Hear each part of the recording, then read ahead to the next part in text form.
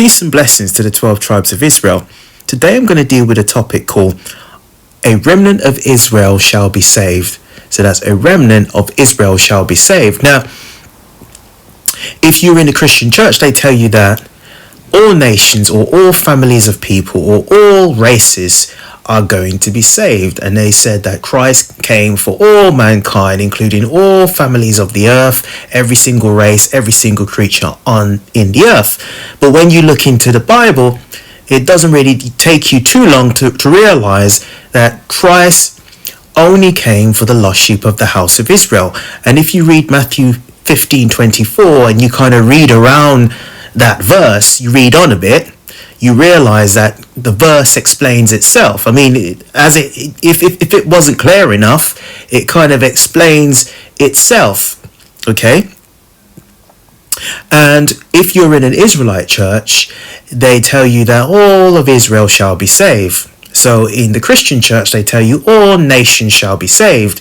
Now, salvation really is equated to rulership, is equated to be saved from all that hate us. It equates to be saved from being scared all the time, so it's all those connotations of being saved, right?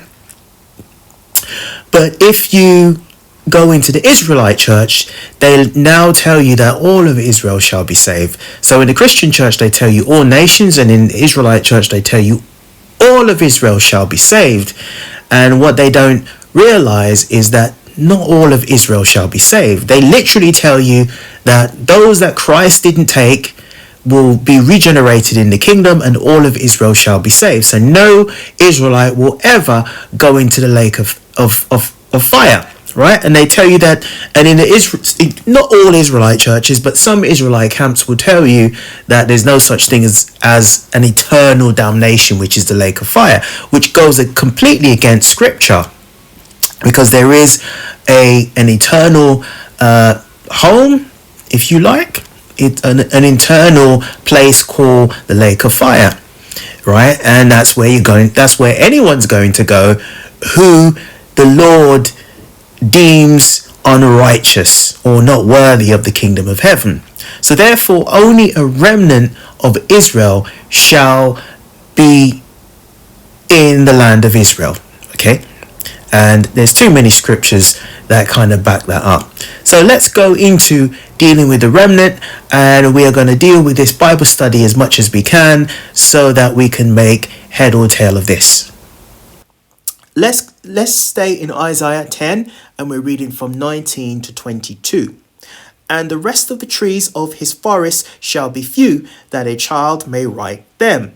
And it shall come to pass in that day that the remnant of Israel and such as are escaped of the house of Jacob shall no more again stay upon him that smote them, but shall stay upon the Lord, the Holy One of Israel in truth. Okay, so let's go back over Isaiah 10, and we're reading from 19 to 22. And the rest of the trees of his forest shall be few, that a child may write them. And it shall come to pass in that day that the remnant of Israel and such are of the escaped house of Jacob shall no more again stay upon him that smote them, but shall stay upon the Lord, the Holy One of Israel in truth, right? So there's only going to be a few of us, okay? The remnant shall return, even the remnant of Jacob unto the mighty God. For though thou people Israel be as the sand of the sea, so there's millions of us, probably even a billion, yet a remnant of them shall return. The consumption decreed shall overflow with righteousness. Okay, so what that scripture is clearly saying, hands down, it's clearly saying is that only although Israel be as the sand of the sea, there's millions of us, possibly even a billion of us, right? But it's saying that only a remnant, a few of us shall return. Now, that few of us would only be thousands, would be probably hundreds of thousands, So let's now carry on dealing with the remnant. So we're now going to go to, deal with Romans 11, and we're going to read Romans 11, and we're going to read 26. Okay, so we're going to go to Romans, and we're going to read 26. Romans 11:26, And as all Israel shall be saved, as it is written, there shall come out of Zion the deliverer, and shall turn away ungodliness from Jacob. Right? For this is my covenant unto them, when I shall take away their sins. Now, compared to the Christian church, you leave the Christian church and then you jump into the Israelite church, right? Because you've now awoken to be in Israel. So now you think, well, oh, I'm not really learning anything in this Christian church, so let me go to an Israelite church. So then you go over to an Israelite church, and then they put you under Moses, the law of sin and death. So, and then they tell you, do you know what? You have to follow all the laws to the best of your ability, which is not biblical. And then they say, all of Israel shall be saved, right? Which is not true. Not all of Israel shall be saved. So what they're saying is, Christ is coming back. He's taking, a few hundred thousand. And in the kingdom, you will be regenerated. All of Israel shall be regenerated in the kingdom. So all of Israel shall be saved. Now, that is incorrect. Because if you go to Romans 11:5, it actually explains to you about the remnant. Even so then, at this present time also, there is a remnant according to the election of grace. Okay, so the remnant is what Paul was talking about. So when he says all Israel shall be saved, all of the remnant, all the tribes of the remnant shall be saved. Okay, so that's what he was getting at. Right? So it's only going to be a remnant that's going to be saved. Why? Because most Israelites don't want to know. They don't want to know Christ. They're very worldly, don't want to know Christ. They're still seeped in sin. They're still fornicating, still being whoremongers and whores, still sleeping around. They're still not in marriages. The wives are still not obeying their husbands, still not submitting themselves to their husband. They're still causing a lot of strife, a lot of strain in the household. The husbands, there's husbands out here that don't know how to deal with their wives. So there's all sorts of confusion going on, right? All sorts of things going on in this world, and people who are unrighteous, people who don't fear the Most High, are very much unrighteous. They're very worldly. So they follow whatever the world dictates is what they follow. Okay, what they uphold. So they're prone to lust, right? And they follow their lustful instincts. Okay, they watch pornography, smoke cigarettes, do drugs, and do things that are generally unrighteous. So those people definitely won't see the kingdom of heaven. Then you have those that have woken to be in the Christian church and the Israelite church, and they follow their own doctrine. So in the Christian church, they tell you half-truths to lies. So they tell you half-truths, and then they fill in the rest with lies, right? Because they are following a particular doctrine, which is not an Israelite doctrine. It's not a biblical doctrine, okay? In these Christian churches, they don't even tell you that you're the Israelite of the Bible. If you're black, if you're a Negro, who has been through the curses of slavery and colonialism, they don't even tell you that you are the person that the Bible is talking about. You are the person that is supposed to be given the promises that the promises are allotted to you. Black people that clog up the churches on the Sunday, they don't tell you that. So that's to tell you that they tell you half-truths to lies. Now, in the Israelite church, they tell you that you're the Israelite of the Bible, but then they go and add in extra lies.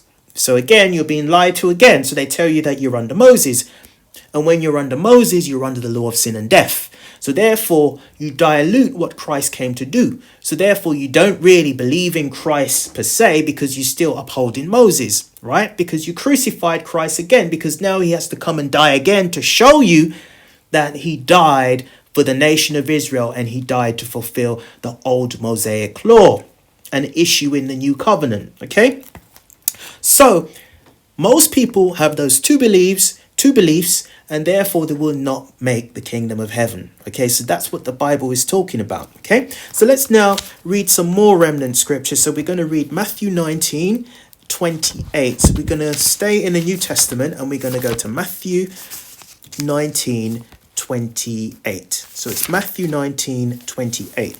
And Jesus said unto them, Verily I say unto you, that ye which have followed me in the regeneration, when the Son of Man shall sit in the throne of his glory, ye also shall sit upon 12 thrones, judging the 12 tribes of Israel. Okay? So, and let's read on. And everyone that hath forsaken houses, or brethren, or sisters, or father, or mother, or wife, or children, or lands, or for my name's sake, shall receive 100-fold, and shall inherit everlasting life. So in order to receive the kingdom to come, you have to be able to not listen to your brothers, your sisters, your father, your mother, your wife, your children, and you have to be able to forsake the riches of this world, the lands, for my name's sake. So you have to be able to ostracize yourself, separate yourself from these folks that don't believe in what you believe in. Because remember, only a remnant will be saved. So there'll be people saying, I'm saved, you're saved, well, everybody's saved. But really, they're not saved. Most Israelites who claim that they're going to do all this wild stuff in the kingdom, you know, they say it boldly on the street. They say, oh, well, we're supposed to be angry. Why? Because oppression make a wise man mad, you know, and they're all bravo, and, you know, they just want to beat you up. They're so angry, right? They don't understand that in order to inherit the kingdom of heaven, you have to believe in Christ. Not about this him fulfilling the sacrificial law, but the whole law, right? So that's what it's saying, that those who forsake houses, riches of this world, brothers that don't believe in what you believe in, brothers trapped in the Christian church, in the Israelite churches, sisters who are trapped in the Christian church, the Israelite churches, fathers and mothers who are trapped in that dead religion, wives, children who pull you back into that dead religion, lands, riches of this world, for my name's sake, shall receive 100-fold. So in other words, the Most High is saying, you will receive the kingdom to come, which will be 100-fold, right? And shall inherit everlasting life. Why? Because you, as a man, you will lead the 12 tribes of Israel. You'll be part of the 144,000, right? So let's carry on. But many that are first shall be last, and the last shall be first. So the Bible says the meek shall inherit the kingdom of heaven. The meek shall inherit the kingdom of heaven. So those that count themselves as being first shall be last, and the last shall be first. So we're not supposed to be high-minded. We're not supposed to be have a rank system whereby you say, well, I'm the bishop, and you're the deacon, and you're the captain of 5,000, and you're the captain of 1,000, and you're the captain of 10, captain of 50. We're not supposed to have a ranking system, because the Bible says, those many that are first shall be last, and the last shall be first. The Lord is no respecter of persons, and he doesn't have any respect for the rank system, because as far as he's concerned, we're all on the same level of sin and unrighteousness, and we are made clean via the faith of Christ, and keep being obedient to the commandments of Christ. Okay, so let's now go to Jeremiah 23. So we're still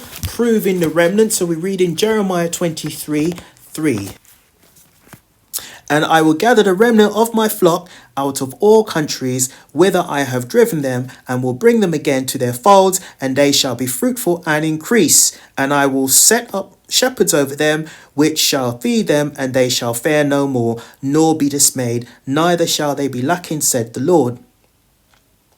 Behold, the days come, said the Lord, that I will raise unto David a righteous branch, and a king shall reign and prosper, and shall execute judgment and justice in the earth. So that's Christ, okay? In those days Judah shall be saved, and Israel shall dwell safely.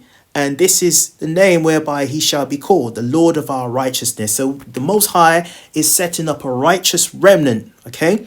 Therefore, behold, the days come, said the Lord, that they shall no more say, the Lord liveth, which brought up the children of Israel out of the land of Egypt, but the Lord liveth, which led the seed of the house of Israel out of the north country, and from all the countries whither I have driven them, and they shall dwell in their own land. Okay? So the Most High is going to take us from wherever we are to the four corners of the earth in all nations where we have been scattered, and is going to take us and put us in our own land. So let's go back to 3. And I will gather the remnant of my flock out of all countries whither I have driven them, and will bring them again to their folds, and they shall be fruitful and increase. Again, it's only a remnant. Okay, so let's go to Revelation 7:4. So let's now go to the figure of the remnant. So we're going to go to Revelations 14, nice and easy to find. And we are going to go to 1 to 5. So it's Revelations 14, 1 to 5. And looked, and lo, a lamb stood on the Mount Zion, and with him 144,000. So that's 144,000, having his his father's name written in their foreheads. So it's 144,000, yeah? And I heard a voice from heaven as the voice of many waters. So this is the voice of many waters, and the voice of a great thunder. And I heard the voice of harpers harping their harps, right? So if it's the voice of many waters, it could either be God himself or Christ, okay? They sang as it were a new song before the throne and before 4 beasts and the elder, and no man could learn that song but 144,000 which were redeemed from the earth, right? So 144,000 were redeemed from the earth. These are they which were not defiled with women, for they are virgins. These are they which follow the Lamb whither he goeth. These are redeemed from among men, being the first fruit unto God to the Lamb. So they are 144,000 men. So they are leaders, okay? And they're standing before Christ, okay? These were redeemed from among men, being the first fruits unto God and to the Lamb. And in their mouth was found no guile, meaning deceit, for they are without fault before the throne of God. Now, let's go back to 4. These are they which are not defiled with women. So if you go back to the Garden of Eden, Adam was defiled by Eve, if you want to see it that way, okay? Because she brought what she learned back to Adam, and Adam learnt it too, right? And then he was defiled, okay? So it's saying they which were not defiled with women, right? So a woman could say, oh, well, that Israelite stuff, that's not for me. You know, that's a false doctrine. And then she goes back to her pastor, and the pastor says, no, that Israelite stuff is a false doctrine. That's a cult. That's a cult. That's evil. They hate people. They hate everybody. So, so it's saying those that were not defiled with women, right? For they are virgins. Virgins just means pure. These men are pure. They don't let a woman tell them what to do, right? They're not controlled by a woman. These are they which follow the Lamb being Christ, whithersoever he goeth. These were redeemed from among men, so they are men, being the first fruits unto God and to the Lamb. And in their mouth was found no guile, meaning deceit, but they are without fault before the throne of God. Okay, so let's now stay in Revelations, but we're going to go to Revelations 22, and we're going to read from 13 to 16. I am Alpha and Omega, the beginning and the end, the first and the last. Blessed are they that do his commandments, that they may have right to the tree of life, and may enter through the gates into the city. So the tree of life is everlasting life, okay? And may enter in through the gates into the city. So that's entering into the kingdom of heaven, okay? For without are dogs and sorcerers and whoremongers and murderers and idolaters and whosoever love it and make it a lie. Right, so we can clearly see all Israel is not going to be saved, because it's saying for without are dogs, right? So outside there are dogs, sorcerers, dogs meaning people who it's just a disparaging word, right? And sorcerers, so people that are just evil, you know, people that evil, manipulative, people that love sin, that kind of thing. And sorcerers are those people that do witchcraft, people that do music, bad music, like hip-hop music, that kind of foul language, that kind of sorcery music, people that do out-and-out witchcraft.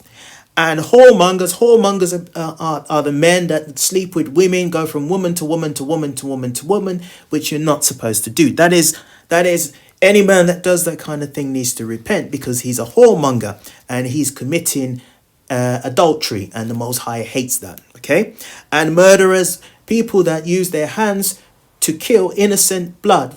Right? In other words, you commit abortion, or you outright kill someone just because you're angry with them, or you kill a baby because you don't like the fact that you're bringing forth a baby. You might kill the baby. A woman might kill the baby.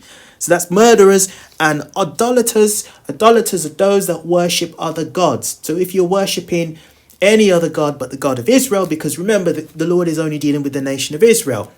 And whosoever love it and make it a lie. So if you love it a lie, like we're under the Mosaic law, Christ only died for the sacrificial law.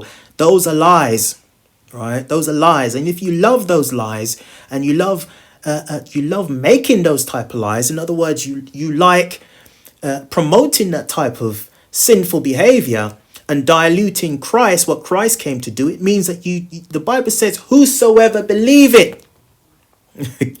In John 3:16, whosoever believe it shall not perish, but have everlasting life. So you have to believe in order to not perish. The whosoever are the men and women of Israel, the nation of Israel. So therefore we have to believe that Christ died to usher in the new covenant, and Christ fulfilled the old covenant on the cross when he said it is finished. So those people that make it a lie about the Bible, lie about God, lie about Christ, lie about the children of Israel, lie about everything, he make it a lie. That's blasphemy. Okay, 16.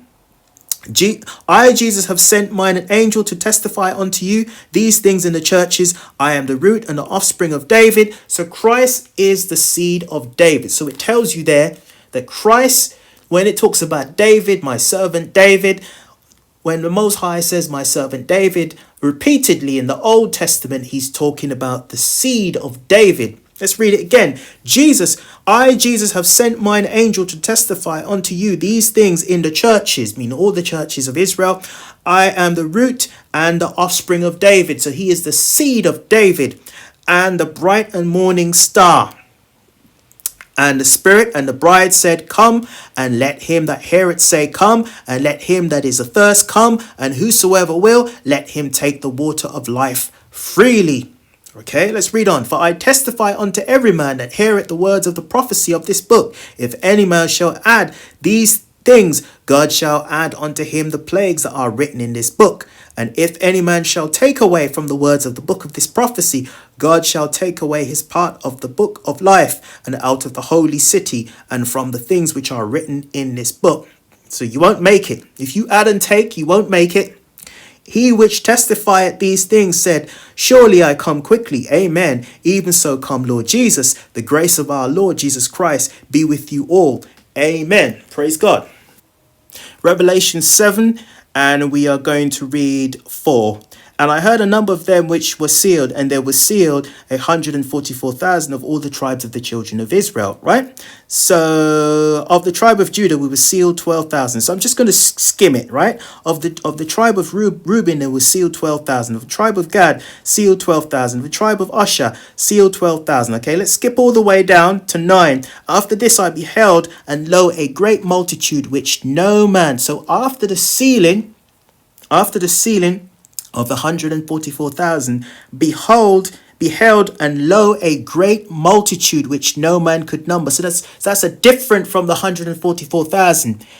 Of all nations and kindreds and peoples and tongues stood before the throne and before the Lamb, meaning Christ, clothed with white robes signifying purification, and palms in their hands, and cried with loud voice, saying, salvation to our God, which sitteth upon the throne, and unto the Lamb. So they are Israelites that came out of all nations. That's what it's talking about. So that's 144,000, which are the leaders, right? So they are the leaders of Israel. Right, that's 12,000 from every single tribe of the 12 tribes. And also we're going to have a great multitude, which will be primarily the women and the children. Okay, So that would be the women that are brought into the kingdom, because obviously we will be having wives in the kingdom. And so that's what that is about. Now, in terms of the remnant in the Bible, the Bible does say that there's 144,000 that are leaders, right? Plus, there's a great multitude, so obviously that would be the women, and primarily the women and the children, right? Because it tells you in, I think it's 1 Peter 3, it does say the man is joint heir with his wife. So therefore, obviously, if he has a wife, he's going to be in the kingdom as a leader, his wife would be in the kingdom too, right? So, and other women there as well, okay? So obviously it's not just 144,000 that's going to make it into the kingdom of heaven, because the Bible does say that it will be your children and your children's children, okay? So let's now go to Zechariah. So we're going to read Zechariah 13. So we're going to prove it's not just 144,000. So we're going to read Zechariah 13, and we're reading 7 to 9.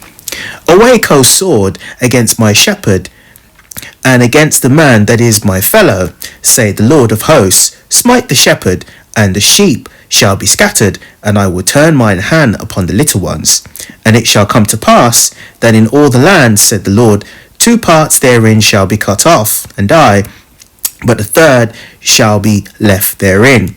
I will bring the third part through the fire, and will refine them as silver is refined, and will try them as gold is tried. They shall call my name, and I will hear them. I will say, it is my people, and they shall say, the Lord is my God. So let's go over. Awake, O sword, against my shepherd, shepherd being Christ, against the man that is my fellow, which is Christ, said the Lord of hosts, smite the shepherd, meaning crucify Christ, and the sheep shall be scattered, right? So when after Christ was crucified, we were kicked out of Jerusalem, right? Completely out of the land of Israel. And I will turn mine hand upon the little ones being the children of Israel. And it shall come to pass that in all the land, meaning Israel, said the Lord, 2 parts therein shall be cut off and die, but a third shall be left in. So 2/3 of all of the nation of Israel shall be cut off, but a third of Israel shall be left therein. So a third of Israel will make it back into the land, right? 9, and I will bring the third part through the fire. So the fire would have been colonialism, slavery, etc., etc. And I will refine them as silver is refined, and will try them as gold is tried. They shall call on my name, and I will hear them. I will say, it is my people, and they shall say, the Lord is my God. So that would be the remnant that would be saved.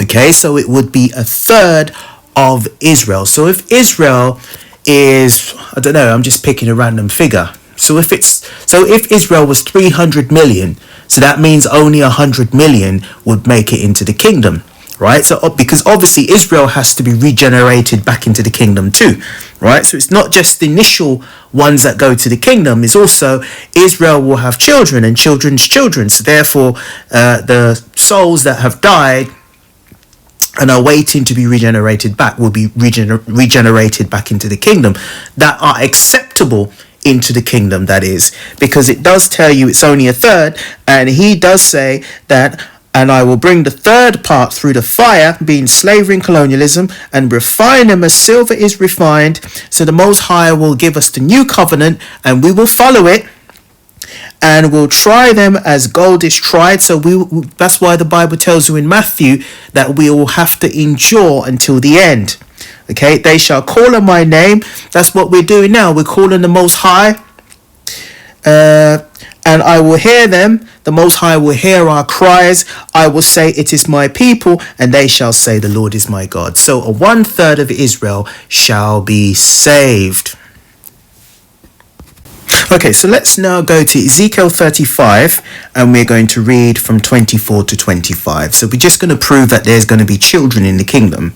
Okay, and David my servant shall be king over them, so that's Christ, and they shall have one shepherd. They shall also walk in my judgments and observe my statutes and do them. Right, so obviously we will now be obedient to the Most High.